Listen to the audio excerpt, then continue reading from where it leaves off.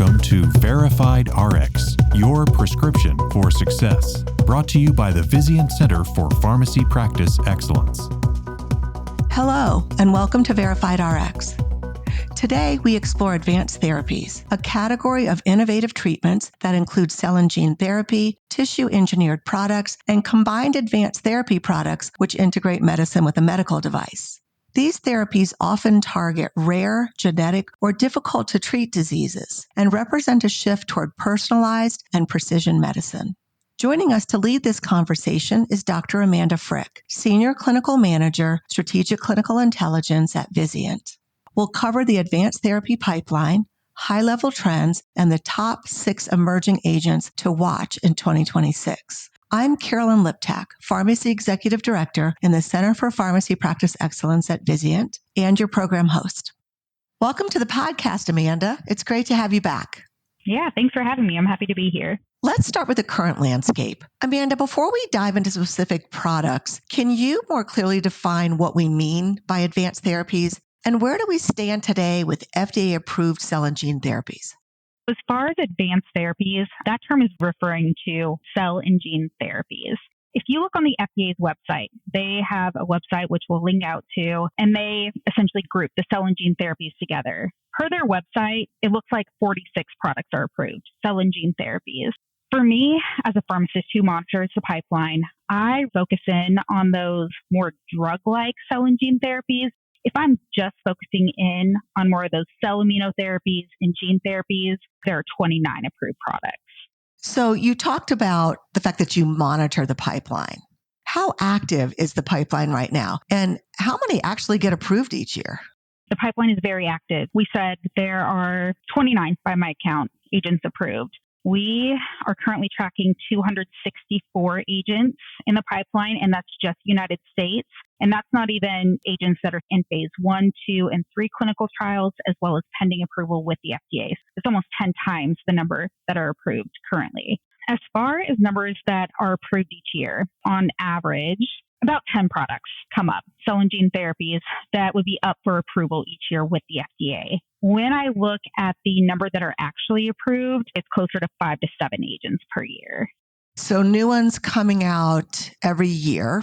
We're going to talk about some specific ones coming out in 2026. But before we get into those specific products, what broad trends are you seeing across the cell and gene therapy landscape? Where does it feel like the momentum is going?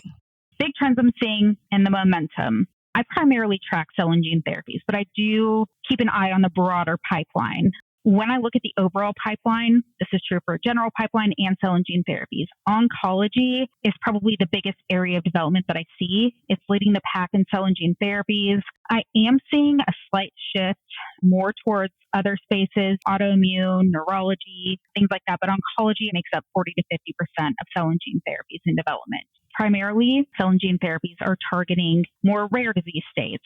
Some are ultra rare, some are a bit more common, things like sickle cell disease. But if we look at the drugs that are in development in the earlier phases, we're seeing cell and gene therapies for things like diabetes, angina, even osteoarthritis, these much more common disease states, which is definitely going to cause the shift. And theoretically, if we're dealing with more common disease states, we would have to see more outpatient administration. And in theory, these agents would have to be cheaper. Currently, as far as cell products, especially the cellular immunotherapies, these have been autologous, meaning we take a patient's own cells and then we may or may not genetically modify them and give them back to the patient. What I'm seeing in the development for the pipeline is there are now several cellular immunotherapies that are going to be coming out, a couple that will be approved just in this next year that are going to be donor-derived or allogeneic. These are from a donor. They can be harvested at any point from a healthy donor, manufactured ahead of time, and then they're ready to go for when the patient needs it. This is opposed to the autologous products or the cells that we take from the patients themselves, where we may not get all the cells that we need. It can cause manufacturing issues, manufacturing delays. It can take several months for these products to be ready, and sometimes patients don't have that much time. It's very exciting that we're seeing more movement towards this space, the allogeneic products. We're seeing a resurgence of therapeutic vaccines. When I say therapeutic vaccines, people typically hear the word vaccine and they think of these things used to prevent infectious diseases.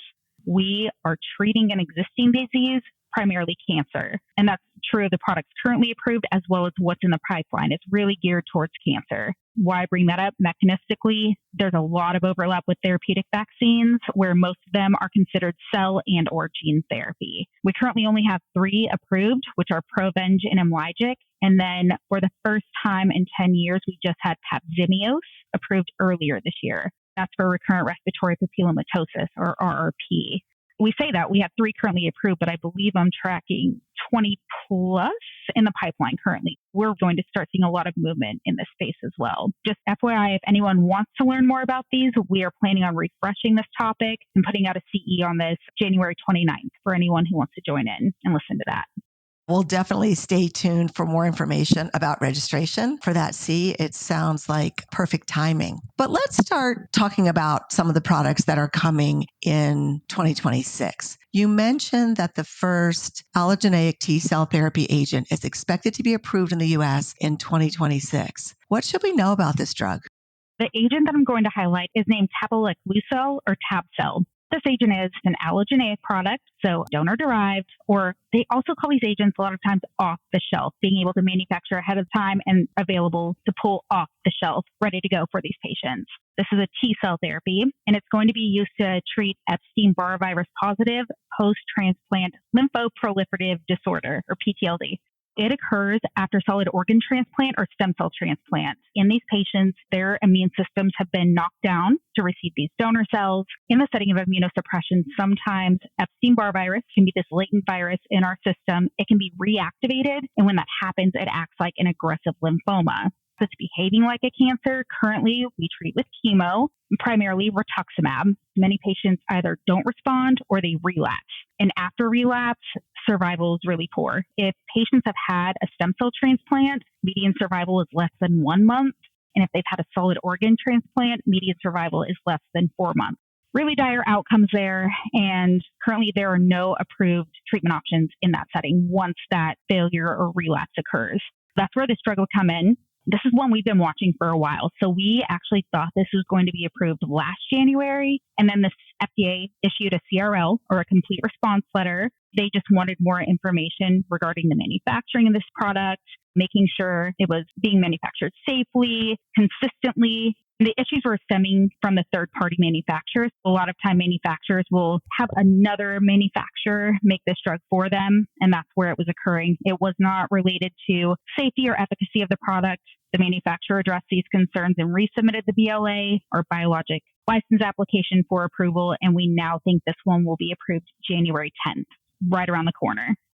Amanda, you mentioned that the median survival rate after rituximab is pretty poor. What improvement are expected with this new drug? Last I looked at it, and this was based off a phase 3 trial, which is good because a lot of these products are approved based off of earlier phase trials. This was phase 3 trial. What the manufacturer was saying is they were seeing a durable response through 6 months of follow-up. They also looked at 1 year survival rate, and it was 90%. When you compare that to just a few months survival rate, maybe less than a month, or 90% of these patients were still alive at 1 year out, that's definitely significant.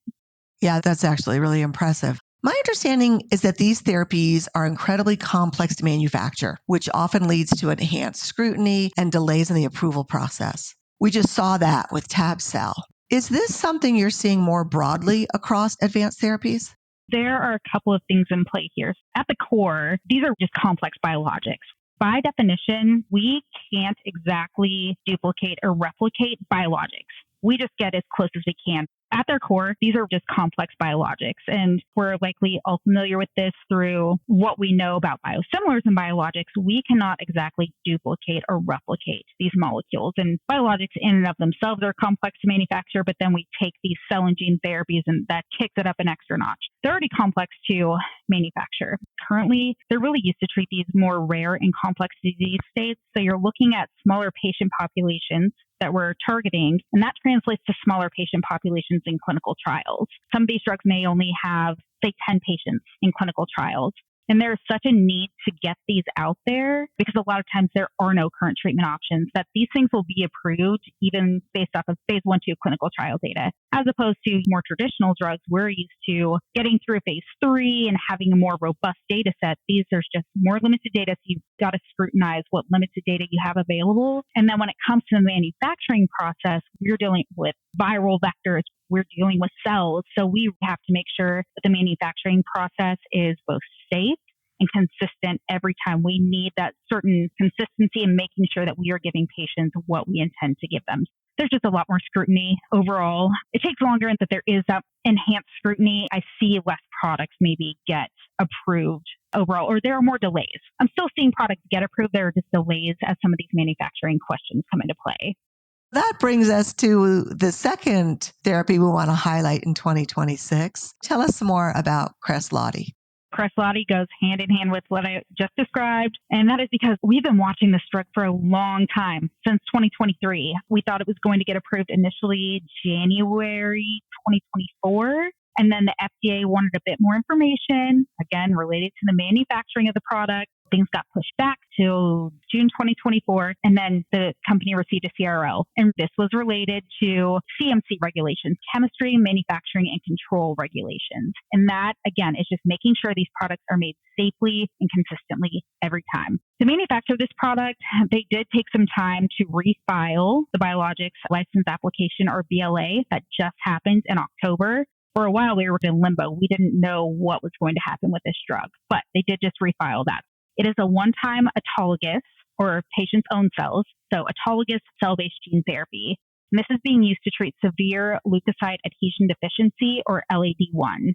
And what this is impacting the pediatric population, as is the case for so many of these disease states that we're talking about. With this, patients' immune cells, specifically patients' B cells, T cells, the things that would be fighting off infection, they can't get to that side of infection. This can be life-threatening. It results in recurrent infections, especially from infancy on. Recurrent infections, recurrent hospitalizations, and it has a high mortality rate. Patients often don't make it outside of childhood if they do not receive treatment. Currently, the treatment is a stem cell transplant.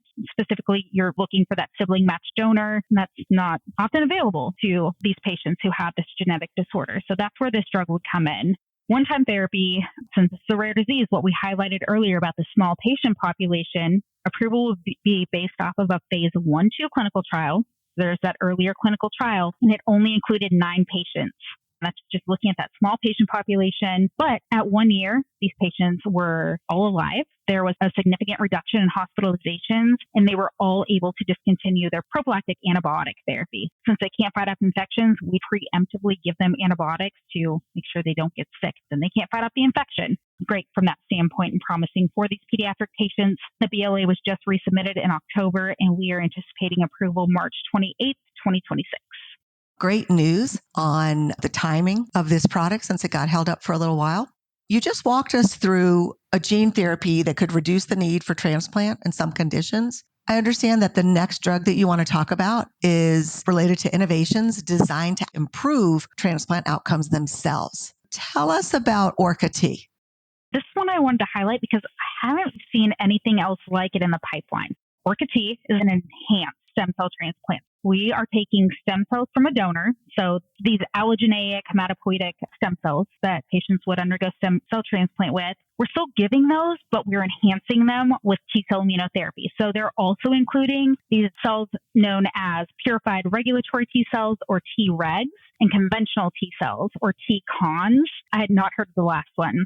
But essentially what we're trying to do here is we want to enhance this graft versus tumor and graft versus infection effect, why these cells are given, at the same time reduce the graft versus host disease that can come when we receive a donor transplant. We're receiving foreign cells into our body. In turn, our body can recognize these cells as foreign and mount this immune system and go haywire. We're trying to prevent that, which the Tregs will really assist with. Unique product, in my opinion. I hadn't seen anything like it, and this has an anticipated approval date of April 6th, 2026. And it sounds like it could improve the quality of life for patients post-transplant. Oh, yes. The specific patient population that this is intended for are patients who are requiring myeloablative allogeneic transplant for hematologic malignancies, specifically AML, ALL, and myelodysplastic syndrome. We've covered transplant and rare disease. Let's shift back into oncology. What's one of the more interesting cancer therapies coming in 2026? Vusolimogene, oderparepvec, also known as RP1. This is another off-the-shelf agent. We're excited about that. This is an oncolytic virus. So it's actually a genetically modified HSV-1 virus. And this is being used to treat advanced melanoma in patients who have received prior treatment with a PD-1 inhibitor containing regimen. This is essentially a second-line option. This is given in the tumor intratumorally every 2 weeks for 8 cycles in combination with Opdivo, which is that PD-1 inhibitor. So essentially what we're saying here is we tried this PD-1 inhibitor. It didn't give us the response we wanted. So let's add on this therapy to get us where we want to be. We currently have one agent approved in this setting, which is Amtagvi. Amtagvi is the first and only TIL therapy that's approved, which stands for tumor infiltrating lymphocyte, TIL therapy. The reason I wanted to highlight this is Amtagvi, this TIL therapy, it's patient specific. TIL therapy, essentially what it is, we are harvesting the immune cells from a patient-specific tumor. There are B cells and T cells, which have already identified these antigens to watch for. So very patient-specific. This is going to take months to manufacture, whereas this is an off-the-shelf product and we can get it to patients more quickly. Just something to think about. And the PDUFA for this one is April 10th, 2026. We've hit on oncology and the increase in the development of these allogeneic off-the-shelf products. However, you also mentioned a resurgence in therapeutic vaccines. Are there any agents that you want to highlight in this space for 2026? Yes. We'll be seeing more than one approved in 2026, but I'm going to highlight INO or NO3107. What we're dealing with recurrent respiratory papillomatosis. So this is caused by HPV infection, specifically HPV-6 and HPV-11. This causes tumors to form throughout the respiratory tract, and prior to the approval of Papzimeos, the standard of treatment was just going in and debulking these tumors. Just to put it in context, whenever I was reading about this disease state, some patients in the clinical trials, they required as many as 11 surgeries per year. So really impacting the quality of life, morbidity impacts here. Papzimeos was the first agent approved to treat this. Like Papzimeos, this agent, this INO3107, this is going to target HPV-6 and HPV-11. However, whereas Papzimeos was vector-based, specifically used an adenoviral vector to deliver this medication, this specific INO3107 is using a DNA plasmid. We're seeing more development in this space as well. DNA plasmids do not insert into the host genome, so there's a lower risk of insertional mutagenesis, or otherwise translated, cancer occurring. It's not a viral vector, so we are reducing the risk of antibody formation, and it does appear that this may have enhanced durability compared to Papzimeos. I'm seeing some conflicting information between Papzimeos and this INO3107.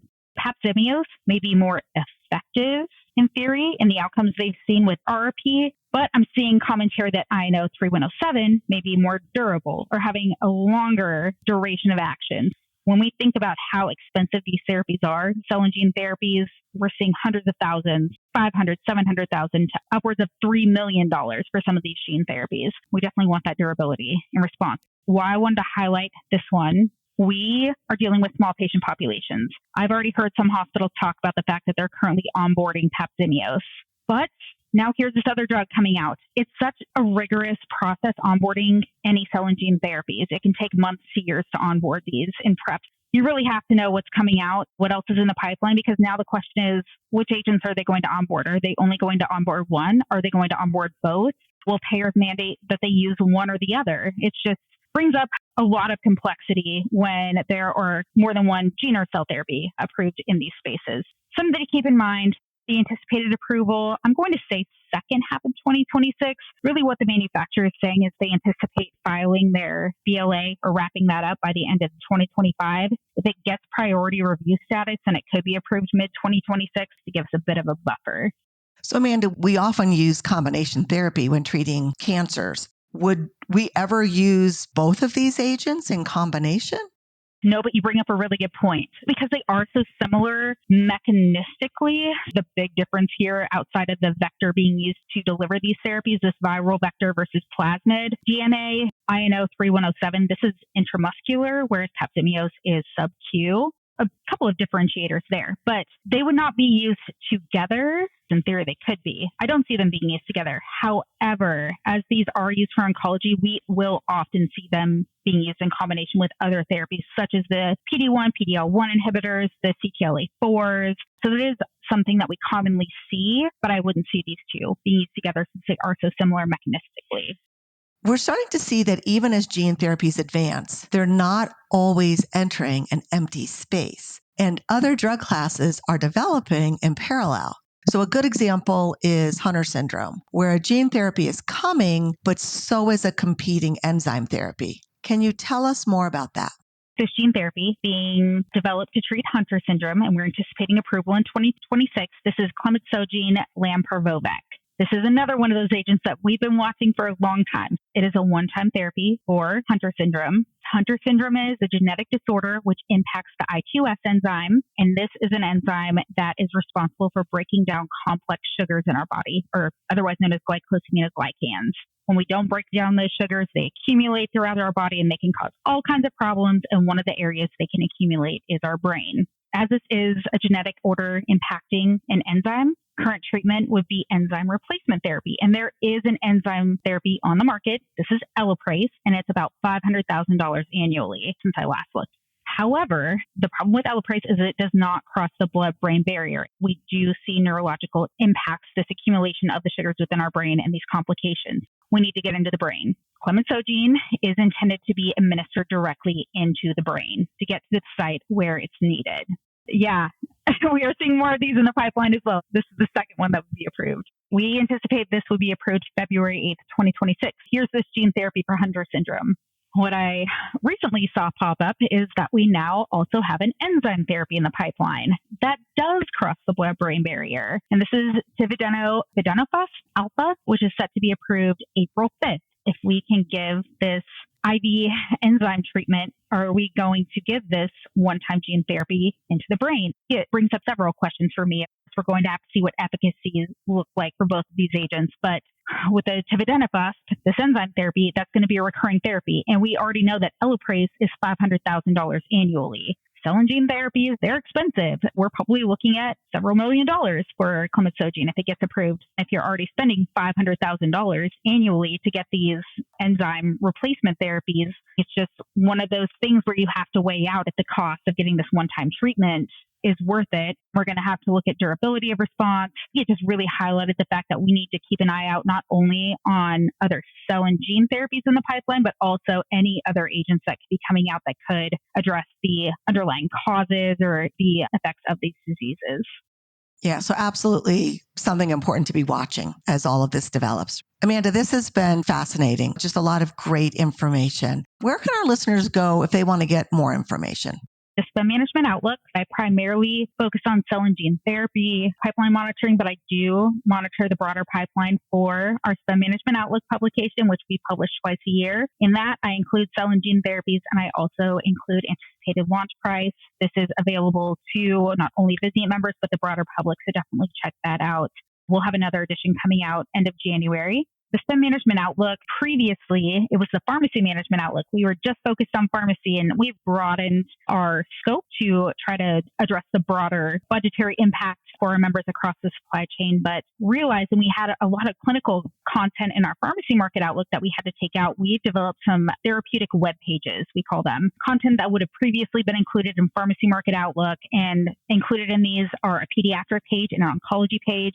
We'll be sure to drop those into the show notes. You also mentioned an FDA webpage. We'll drop that into the show notes as well. Thank you, Amanda, for joining us today and sharing your thoughts and your insights. It's been really great chatting with you.